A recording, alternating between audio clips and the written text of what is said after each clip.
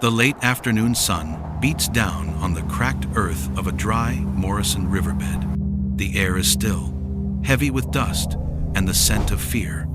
On one side, a mountain of flesh, an 80-ton Diplodocus, cornered and bellowing. On the other, a river of teeth, an agile pack of Allosaurus, specialists in a war of attrition. This is a clash of titans, a battle of endurance versus brute force. This is not a monster. This was a living animal, fighting for survival.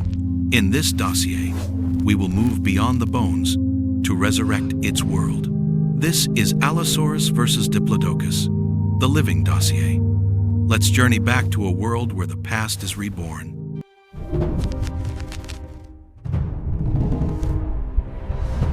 Before the battle ignites, let's analyze the combatants. On our visual display, the tail of the tape reveals a staggering mismatch in sheer scale.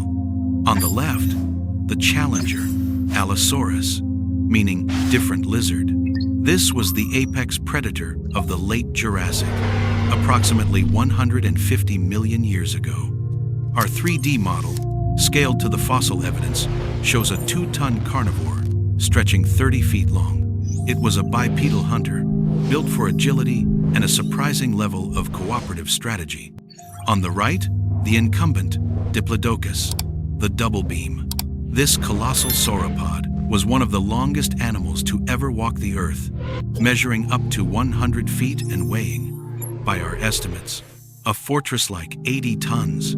It was a high-browsing herbivore, a living mountain that defined the landscape of its era. Both shared the same territory, the vast floodplains of North America. One, a giant surviving on bulk, the other, a predator surviving on audacity. This confrontation doesn't happen in a vacuum. The stage for this epic conflict is the Morrison Formation, a vast expanse of western North America.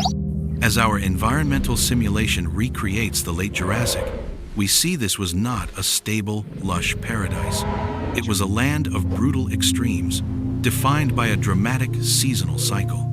During the wet season, this region was a vibrant world. Vast fern savannas stretched to the horizon, bordered by gallery forests of conifers, cycads, and ginkgos, all fed by sprawling river systems. This was the world that built the Diplodocus. It provided the endless tonnage of vegetation needed to fuel its colossal 80-ton frame. Herds would migrate across these lush floodplains, relatively secure in their sheer, overwhelming size. But then, the dry season arrived. This is the critical pressure point. As our animation demonstrates, the rivers receded, the lush savannas withered into cracked, dusty plains, and the abundant food vanished. Life became dangerously concentrated around the shrinking water sources, the very riverbeds that were now just channels of mud and sand. This environmental stressor changes all the rules of survival. The massive Diplodocus, normally an untouchable fortress, becomes vulnerable. It is forced to travel these predictable corridors, exposed and stressed, in a desperate search for water and the last remaining browse. And the Allosaurus pack knows this. They, too, are pressured by the drought. The smaller, faster prey like Camptosaurus has scattered. The only reliable, high-stakes meal left on the landscape is the very giant that defines it. The dry season turns this dry riverbed into an arena, forcing a desperate herbivore and a strategic predator into a battle that the wet season would never allow. This is not a simple brawl. It is a conflict of evolved design. When we deconstruct the biological hardware of these two titans, we see two completely different philosophies of survival. Let's begin with the predator. The Allosaurus was a masterpiece of lethal efficiency. Its primary weapon was not brute force, but strategic penetration. When we analyze its skull, we find it's remarkably light for its size, yet incredibly strong, engineered to withstand immense pulling and slashing forces. This was not a bone crusher like T-Rex. As our biomechanical model demonstrates, the Allosaurus employed a hatchet strike strategy. It would open its jaws wide and drive its upper jaw down, using its powerful neck muscles to rake its serrated, blade-like teeth across the flesh. The teeth themselves were recurved, designed to slice and tear, creating deep, catastrophic wounds that would cause massive blood loss. But the jaws weren't its only tool. Look at its forelimbs. These were not the vestigial arms of later tyrannosaurs. The Allosaurus possessed powerful, three-taloned hands. These were grappling hooks, perfectly evolved to seize the thick hide of a sauropod. The strategy becomes clear. One Allosaurus might latch on, anchoring itself against the giant's flank, while another moved in for its slashing attack. Its entire 2-ton body was a weaponized chassis of muscle and agility, designed to dodge, weave, and inflict rapid, repeated, bleeding wounds. Now, we turn to the defender, the Diplodocus. How does an 80-ton herbivore fight back? Its primary defense was, of course, its colossal size.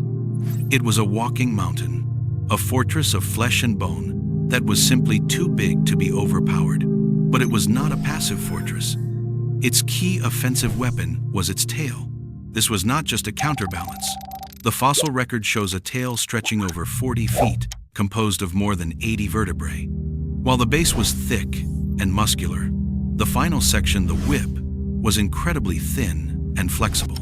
For decades, we debated its purpose. But our current biomechanical simulations are conclusive. When this tail was whipped, the tip could achieve speeds exceeding 700 miles per hour, breaking the sound barrier. The resulting sonic boom would be a terrifying warning. If that whip made contact with the body of an Allosaurus, it would shatter ribs and rupture organs instantly. This was the giant's perimeter defense. This battle is therefore a clash of systems. The Allosaurus's array of grappling hooks and scalpels versus the Diplodocus's impenetrable bulk and its devastating long-range bullwhip.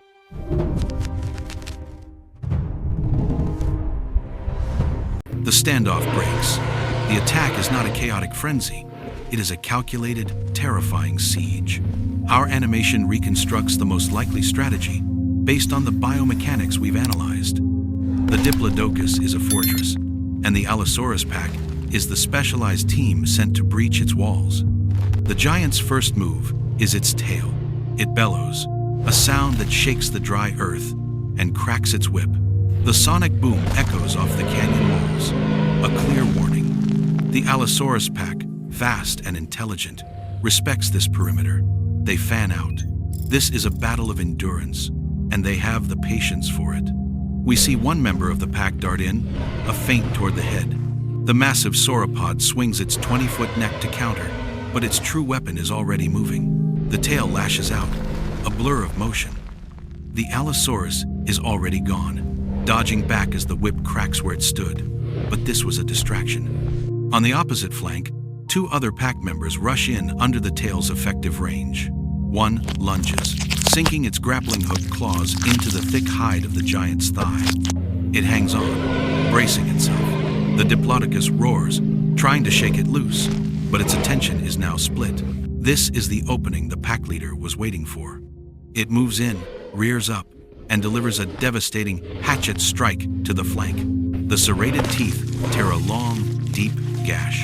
It's not a killing blow, it's a bleeding blow. The pack's strategy is now clear. This is a death of 1,000 cuts. They will spend hours repeating this tactic. Dodge the tail, create a distraction, anchor with the claws, and bleed with the bite. The Diplodocus, in turn, relies on its stamina and its one perfect weapon. It pivots, using its immense bulk to shove, and its tail to punish any mistake. But in this dry, open riverbed, there is no escape. The giant is trapped, and the pack is relentless. But how do we know this brutal hunt actually happened? How can we be sure this wasn't just a pack of scavengers cleaning up a corpse? This is where the narrative moves from our simulation to the hard, fossil evidence. For years, a common myth held that a 2-ton Allosaurus would never risk attacking an 80-ton healthy adult. The risk, it was argued, was just too high. They must have been mere scavengers, waiting for the giants to die of natural causes. The fossil record, however, tells a different, more violent story. Paleontologists have unearthed numerous sauropod bones, including those of Diplodocus and its close relatives, that are marked with the smoking gun of this conflict. As this 3D scan of a fossilized vertebra shows, we see deep, parallel gouges. When we match these marks to the dental pattern of an Allosaurus, it is a perfect fit. These are not random bite marks. They are the forensic proof of a hatchet strike.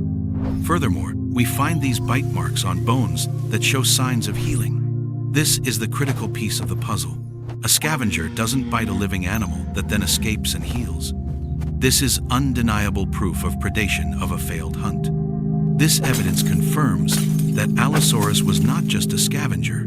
It was the bold, audacious hunter, capable of organizing a pack to take on the largest animals on the planet.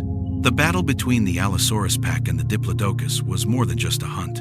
It was the defining ecological conflict of the late Jurassic. It was a staggering clash of strategies. The coordinated, death-by-a-thousand-cuts attack of the Allosaurus against the living fortress of the Diplodocus, defended by its sound barrier-breaking tail. This was a war of attrition, proven by the very bite marks left in the fossil record. The evidence is clear. The predator was just as sophisticated as the prey was massive. What feature of the Allosaurus versus Diplodocus battle impresses you the most? Comment below with the dinosaur you want us to create a dossier for next. And don't forget to like and subscribe to join our journey back to the lost world.